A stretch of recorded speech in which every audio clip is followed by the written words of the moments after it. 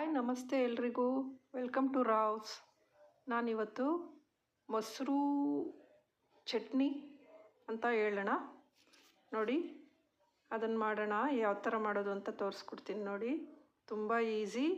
ಯಾವಾಗಲಾದರೂ ಏನಾದರೂ ಸಾಂಬಾರು ಅಥವಾ ಕರಿ ಏನಾದರೂ ಕಡಿಮೆ ಆಯಿತು ಅಂತಂದರೆ ಫಾಸ್ಟಾಗಿ ಈಸಿಯಾಗಿ ಇದನ್ನು ಮಾಡ್ಕೋಬೋದು. ಅನ್ನದ ಜೊತೆಗೆ, ಚಪಾತಿ ಜೊತೆಗೆ ತುಂಬ ಚೆನ್ನಾಗಿರುತ್ತೆ. ನೋಡಿ, ಒಂದು ಸಲ ಮಾಡಿ ನೋಡಿ. ಅದಕ್ಕೆ ಏನೇನು ಬೇಕಂತ ನೋಡೋಣ. ಉಪ್ಪು, ನಾನು ಕಲ್ಲುಪ್ಪು ತೊಗೊಂಡಿದ್ದೀನಿ. ಎರಡು ಎಸಳು ಬೆಳ್ಳುಳ್ಳಿ, ಒಂದು ಮೆಣಸಿನ್ಕಾಯಿ, ಇಷ್ಟನ್ನು ಸಣ್ಣ ಹೊರಳಲ್ಲಿ ಹಾಕ್ಕೊಂಡು ಜಜ್ಕೊಳ್ಳೋಣ.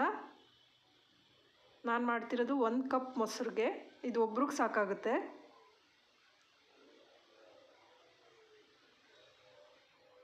ಬಿರಿಯಾನಿ ಜೊತೆಗೆ, ಪಲಾವ್ ಜೊತೆಗೆ, ಚಪಾತಿ ಜೊತೆಗೆ ತುಂಬ ಚೆನ್ನಾಗಿರುತ್ತೆ.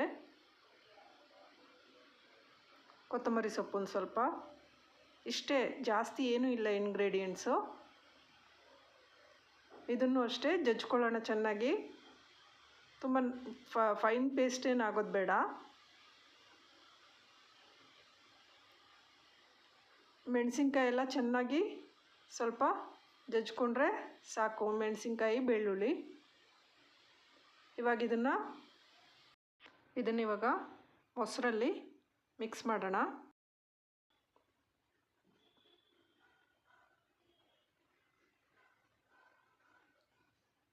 ಇದು ಒಬ್ರಿಗಷ್ಟೇ ಆಗುತ್ತೆ. ಈ ಟೇಸ್ಟ್ ನೋಡಿದ್ರೆ ಪಲ್ಯನೂ ತಿನ್ನೋದಿಲ್ಲ, ಯಾವ ಸಾರು ಬೇಕು ಅಂತ ಹೇಳೋದಿಲ್ಲ, ಅಷ್ಟು ಚೆನ್ನಾಗಿರುತ್ತೆ ನೋಡಿ. ಅದನ್ನು ಚೆನ್ನಾಗಿ ಮಿಕ್ಸ್ ಮಾಡೋಣ. ಒಂದು ಸಲ ಮಾಡಿ ನೋಡಿ, ಆಮೇಲೆ ನೀವೇ ಕಮೆಂಟ್ ಮಾಡ್ತೀರಾ ನನಗೆ ಎಷ್ಟು ಟೇಸ್ಟಿಯಾಗಿತ್ತು ಅಂತ. ದಿಢೀರಾಗಿ ಯಾರಾದರೂ ಗೆಸ್ಟ್ ಬಂತು ಅಂತಂದರೆ ಪಲ್ಯ, ಸಾಂಬಾರು ಅಥವಾ ಗೊಜ್ಜು ಏನಾದರೂ ಕಡಿಮೆ ಬರುತ್ತೆ ಅಂತಂದರೆ ಇಂಥದನ್ನೆಲ್ಲ ಮಾಡಿಕೊಂಡು ನಾವು ಸರ್ವ್ ಮಾಡ್ಕೋಬೋದು. ತುಂಬ ಚೆನ್ನಾಗಿರುತ್ತೆ. ಒಂದು ಸಲ ಮಾಡಿ ನೋಡಿ. ಫ್ರೆಂಡ್ಸ್ ಆ್ಯಂಡ್ ಫ್ಯಾಮಿಲಿ ಜೊತೆ ಶೇರ್ ಮಾಡಿ, ಸಬ್ಸ್ಕ್ರೈಬ್ ಮಾಡಿ. Thanks for watching.